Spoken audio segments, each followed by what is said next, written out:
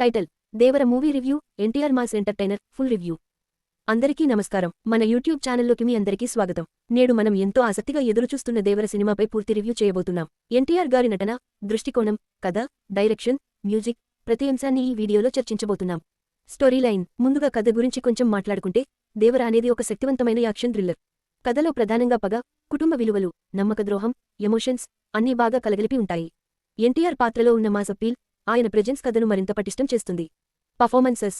ఎన్టీఆర్ గారు ఈ సినిమాలో మరోసారి తన కెరీర్లోని ఒక అద్భుతమైన పాత్ర పోషించారు. ఆయన యాక్షన్ సీన్స్, ఎమోషనల్ సీన్స్ అన్ని అద్భుతంగా తీశారు. తోడుగా నటించిన ఇతర కాస్ట్ కూడా బాగా నటించారు. ముఖ్యంగా హీరోయిన్ పాత్ర సింపుల్గానే ఉన్నా మంచి ఇంపాక్ట్ చూపించింది.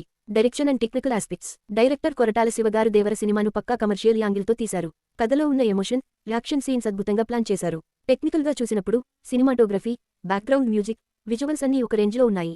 పాజిటివ్స్. ఎన్టీఆర్ గారి నటన, మాస్ యాక్షన్ సీన్స్, అద్భుతమైన బ్యాక్గ్రౌండ్ మ్యూజిక్, భావోద్వేగపూరితమైన క్లైమాక్స్. నెగటివ్స్. కొన్ని చోట్ల కథనం స్లోగా అనిపించవచ్చు.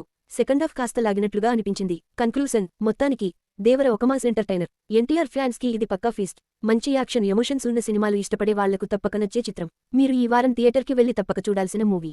రేటింగ్ 4/5.